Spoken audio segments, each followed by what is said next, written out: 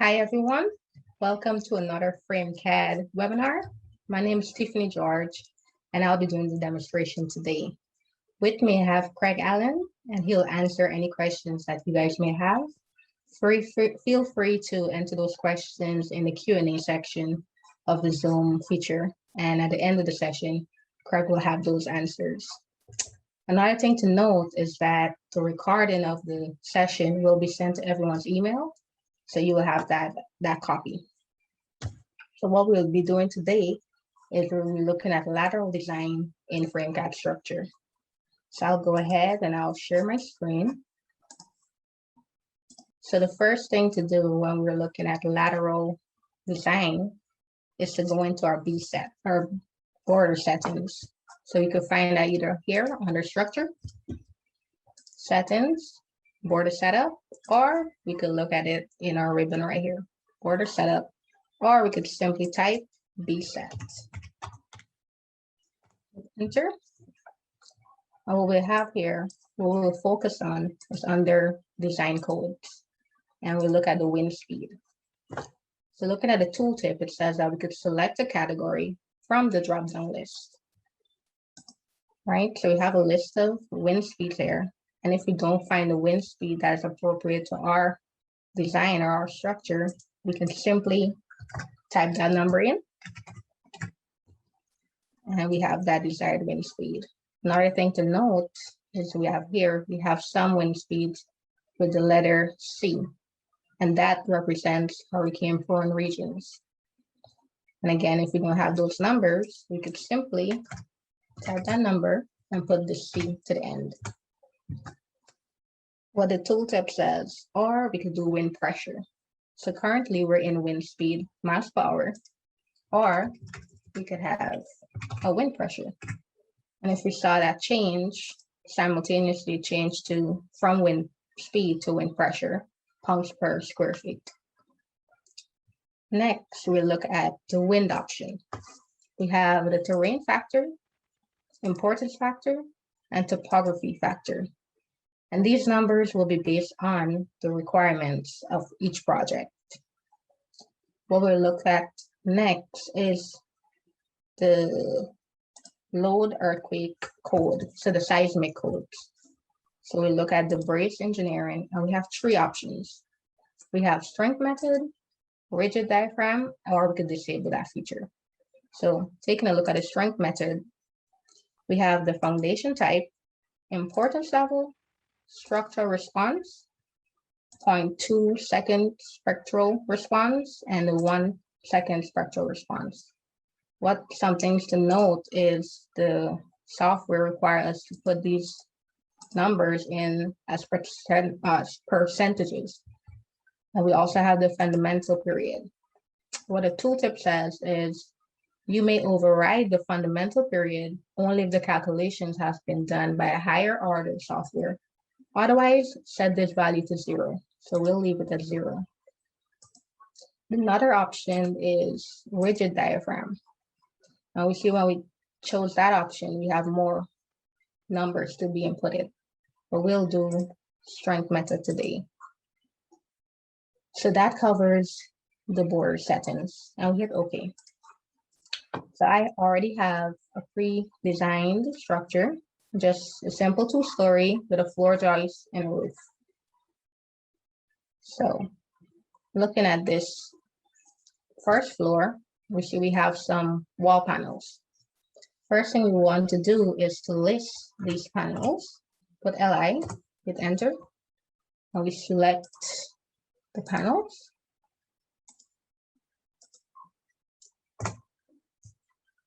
And we'll set that as load bearing. Set whatever requirements we need. Hit code as, and then we'll list it for a second time. And if you notice when I list it for a second time, we have more options here. So now we'll look at the loading information. Oh, so we have the wind pressure. Okay, so currently it's set at wind pressure, but today we'll do it as Let's see.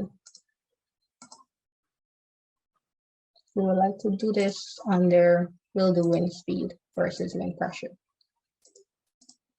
So if we list this, listing it for the second time. I will go to load information.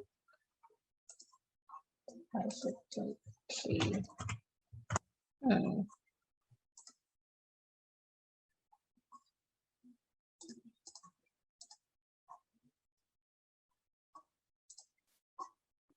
Right. Okay, so we need to recode this wall. Undo this.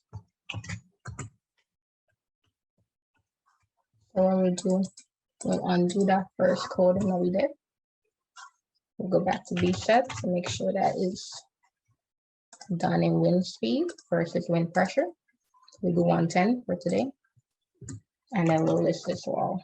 So at first I undid the first listing. So it's as if we're listing it for the first time.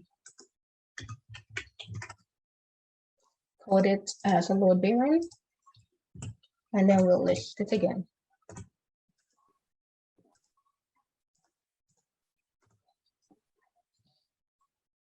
Under loading information, we see that that wind speed is transferred over here.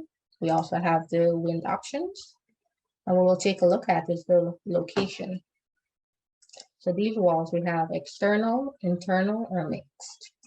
So we'll have this set as an external wall. We also have here the deflection check. So what this does is that it checks for the plane deflection. It checks out the plane deflection. And when we set this to true, it applies component and cladding wind pressure to your wall panels, and it checks for that horizontal deflection. Then we have the wind edge zone. So when we place panels in a corner zone, we'll be able to run that deflection check. And if our panels is in the corner, its component and cladding wind pressure is larger, and therefore it apply a larger load of that wall panel for the lateral loads. So now we'll hit OK on this, hit amend. And what we'll do, we'll actually create for ourselves an internal wall so we can see the difference between the pressure of the internal wall and the external. So we'll simply just copy this.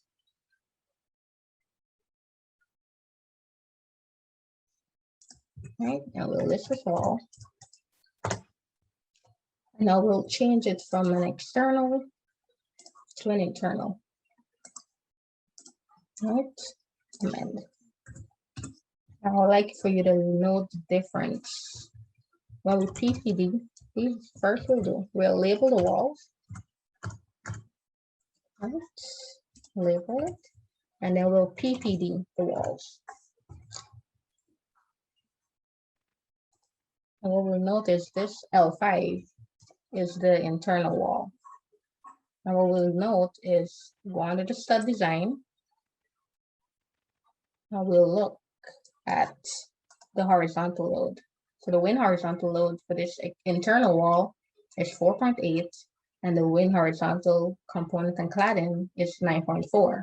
Now, if we'll take a look at one of the external walls and we look at those same numbers, the wind horizontal load for external wall is 22, and the wind horizontal component and cladding is 31.5. So we see that there is a difference between those pressures for those walls. Now, after looking at the walls, what we'll take a look at is the windows. And we'll look at how those loads affect this window sill and the windows header. So what we'll do is we'll list the window, enter, and we'll come down here to construction method. Now what we want to do is for the check sill, we want to change that from false, put it to true. The check head from false and put that to true also. So now what happens is the software will check to see how that lateral load applies to the windows versus in comparison to the walls, and make sure that it's all one uniform load. So when we PPD this wall, here we have the window and the door. We send this, just this wall for now, to CAD. And if we list this window,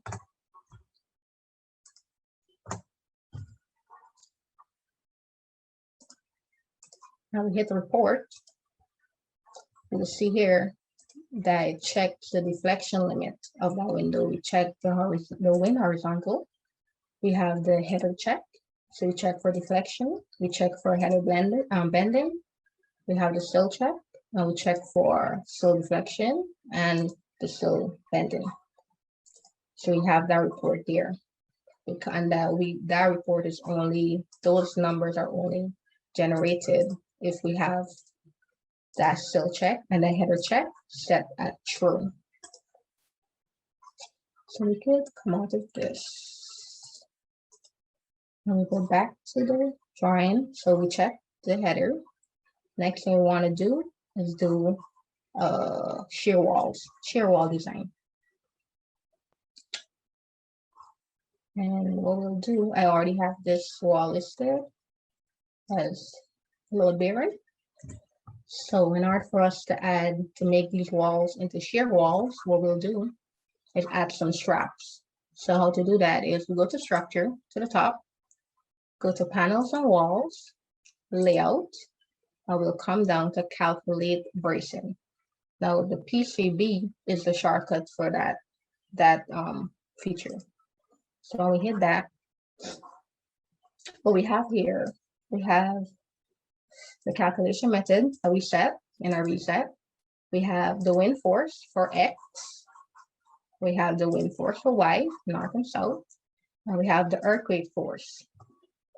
We have here the total resistance that we've placed, that our building has, and we have the total resistance for Y.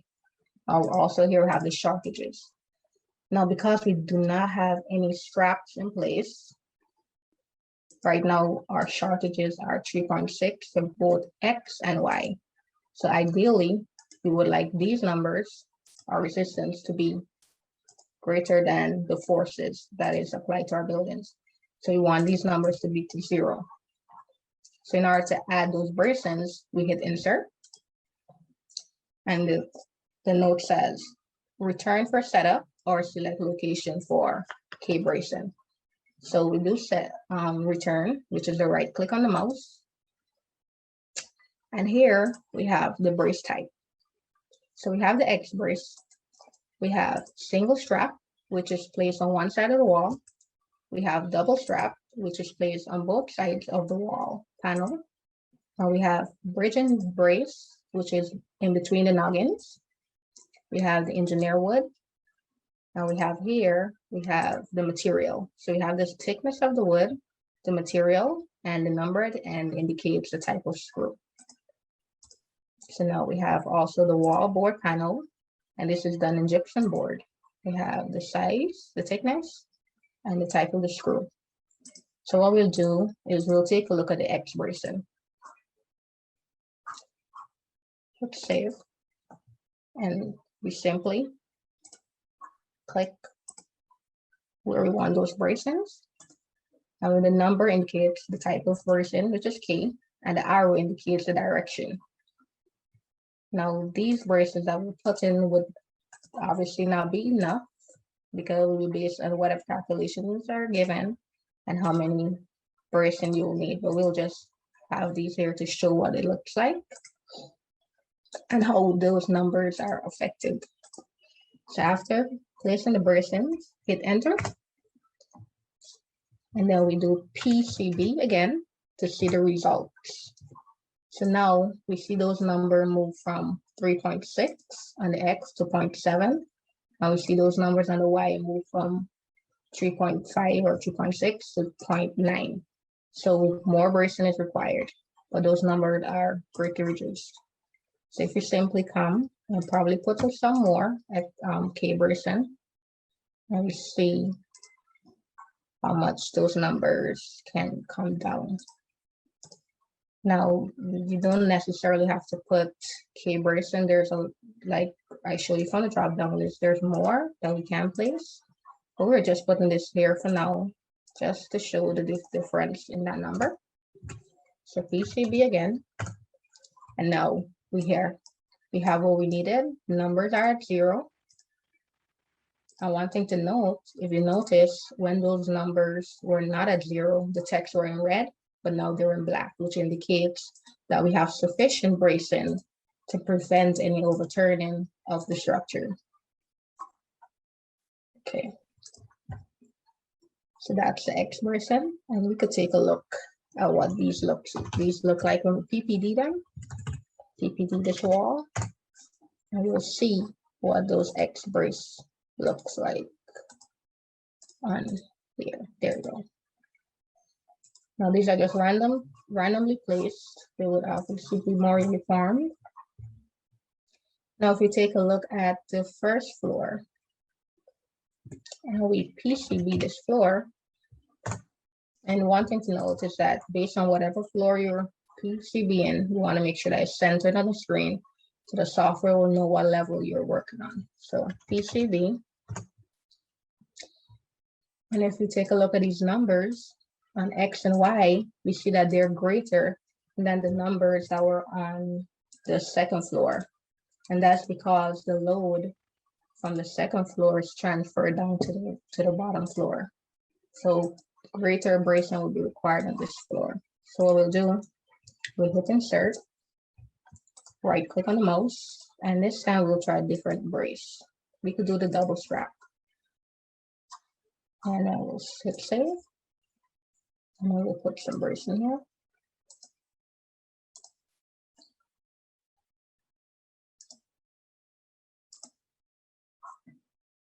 And let's put a few of them. Go to the end. Let's probably put it on here. Enter. PCB.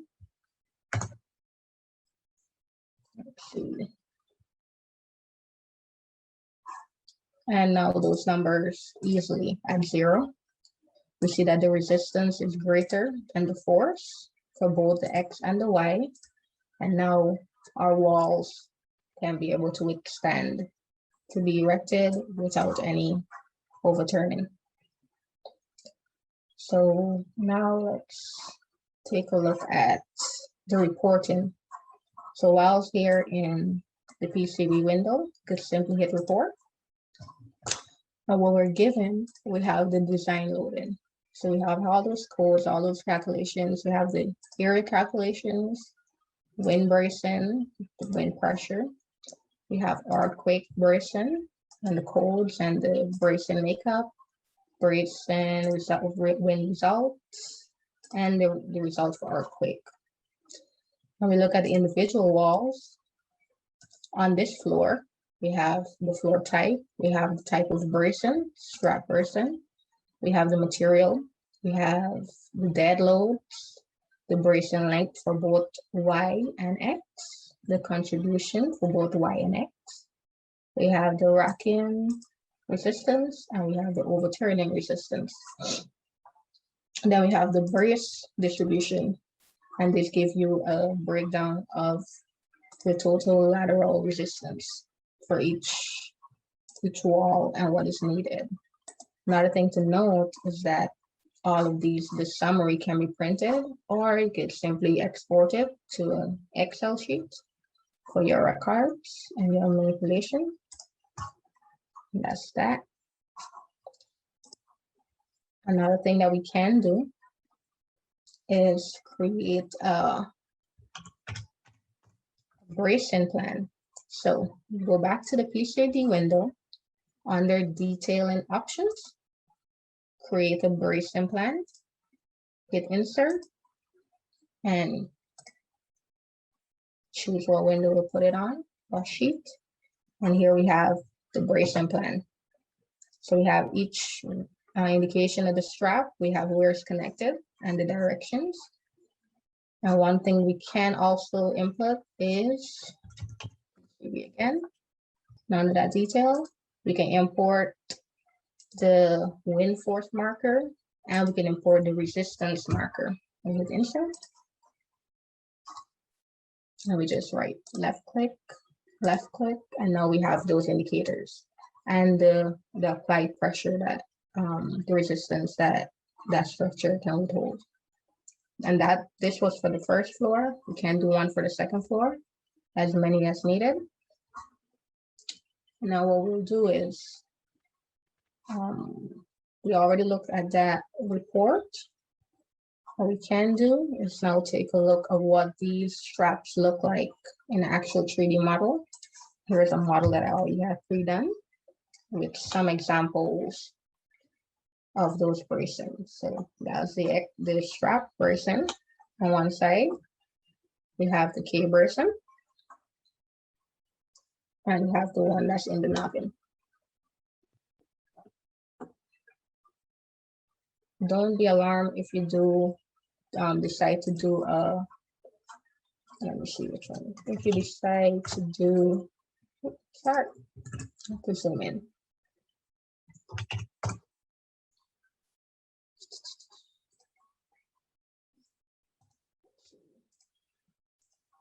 If you decide to do an engineering wood strap, and it does not show up in the 3D model, it's there. Those calculations are there, but it would not be shown or seen in that 3D model. Another thing is you can add straps to the model without having to go through the PCB window. So you could simply add PIB, hit enter, right click, and you're sent straight to that insert bracing option. So let's see what else we can add here. And that's all we have for the shear walls and those wind pressure requirements and coding. One thing to note is that yes, Framecad Structure will look at a shear of each individual level, but something that it does not do, it does not design the cards or any collections of the floor system or connectors. So this would be a good tool for engineers to give them a good idea of whether or not the project has sufficient shear and what those shearing will be made up of, and if the building will be able to withstand what is designed. But there is some work to be done by the engineer to make sure that all those loads are transferred uniformly and in the correct places. So that's what we have today for the lateral design in Framecad Structures. So you guys if you have any questions, now's the time to ask Craig through the Q&A feature, and he'll be able to give you the answers. Okay, now we'll just have a look at some of these questions here. From Ellen, we have, is frame structure lateral force resisting system anchored on the perimeter panels? Yes, it is. So in the bracing plan, it shows the anchor requirements at each end of the braces and the forces for the required anchors. Mr. Kanda asks, can we have the option of UBC code? I will have to check on that one with our engineers and get back to you on that. Josie asks, how can I determine the accessories and structure? There is a report that you can print out, a summary report that has a list of any accessories required in the software or in the job. Ellen here asks, is it possible to create column-like panels at the ground floor and not use panels at the perimeter? Just to think about what you're asking here. Create column-like panels. You can create column panels, but you're not going to get the same bracing requirement out of them. We may have to elaborate on that. Gustavus, when you insert K bracing, it appears 2 circles with an X. That means 2 hold downs for that brace. Yes, it does. Yes, so there's one hold down for each end of the brace, of the K brace, and in between as well. So it will do every K brace is considered as an individual brace. So you'll have hold downs at each end of every K brace. Jesse has asked here, can the earthquake forces be input manually? Yes, you can put in whatever forces are required there. Can the software determine the quantity of studs in the stud pack at the end of shear walls? No, it doesn't do that. Armin asked, can you explain more about the bridge bracing? The bridge bracing is basically just a K brace that runs from or it's half a K brace that runs from the bottom plate up to about halfway up the wall, which generally you would have a bridging nog or system that runs through the center of the wall frame, and it's just a brace that ties that in.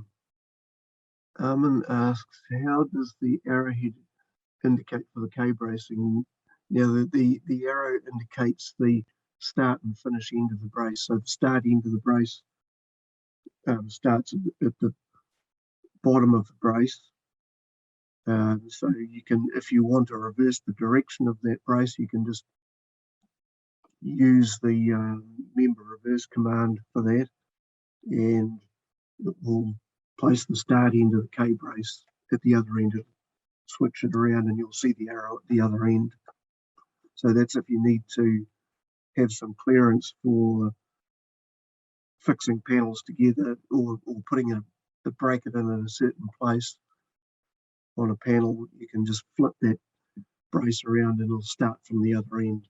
So there were a number of other questions, but we'll try and get back to you on those after the session. Okay, well, thank you everyone for joining the webinar today. And like Craig says, if any questions were not answered, they will be answered via email, and a copy of the recording will be sent to everyone. So thank you all.